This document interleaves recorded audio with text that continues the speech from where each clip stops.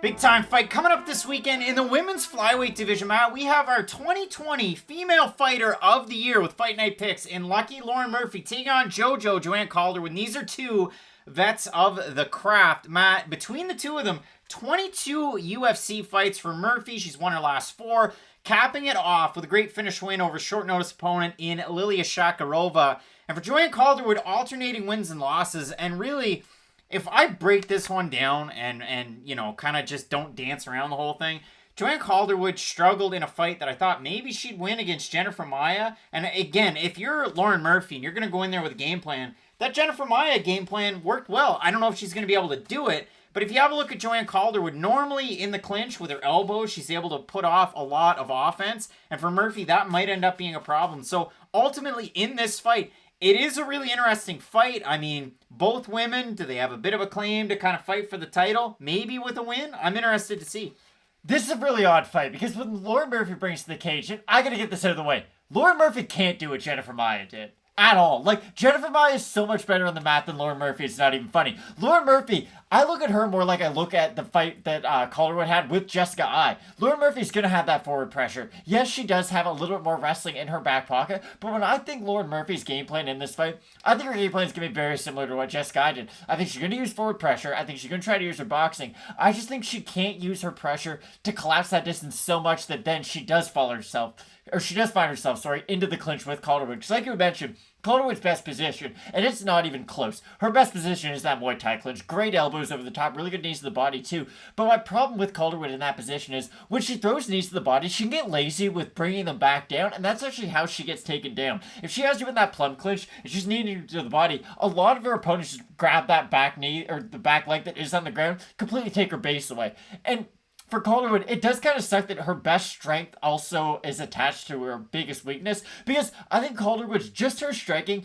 Maybe it's not a Valentina level, but her striking alone in this division should probably get her a title shot. It's the grappling aspect of her game is such a big liability that most other top fighters in this division are going to look at Joanne Calderwood and say, okay, I need a double leg takedown and I'm going to be able to have success against her. But I do think that Calderwood started to find some counters to that. She does have good knees now when people do shoot in. They don't always have to come from the clinch, and her footwork has gotten better as she's progressed. The one thing that is surprising though is I always look at Lauren Murphy as, oh, she's going to be the older fighter coming into this fight. Yes, she is, but just barely. And you had mentioned it with all the experience that both these women have. Lauren Murphy's 37 years old, but it's not like Joanne Calderwood is on youth side. She's also 35. So honestly, this is an interesting fight because of both where both fighters are in their careers.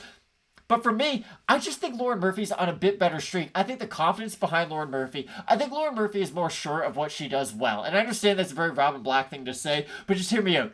Joanne Calderwood, in between rounds, can fight like a completely different fighter. Sometimes she will go very clinch heavy. Sometimes she'll just kind of stand at a distance, try to outbox her opponents. And then sometimes she will try to get into these weird clinch and grappling battles with her opponents. And that's what's always going to make me really nervous about Joanne Calderwood. At least with Lauren Murphy, listen, if she gets taken down, I think she can work her way back up to her feet. I think she can at least go and attempt a takedown. I don't think she can submit Joanne Calderwood, but I do think she can at least spend enough time in that top position to win rounds. And at the end of the day, that's all I think Lauren Murphy needs to do. Lauren Murphy's had a weird UFC career too, because it was Lauren Murphy at bantamweight, Lauren Murphy on the Ultimate Fighter, Lauren Murphy on flyweight, and again, best streak she's had of her career. And even if you take out the Shakarova fight, Modafferi a win, Andrea Lee, and then back to 2019, finishing Mara Romero Barella. Before that, a loss to Stuart Eubanks, who, if she can make the weight at 125, could have been a champ at one point.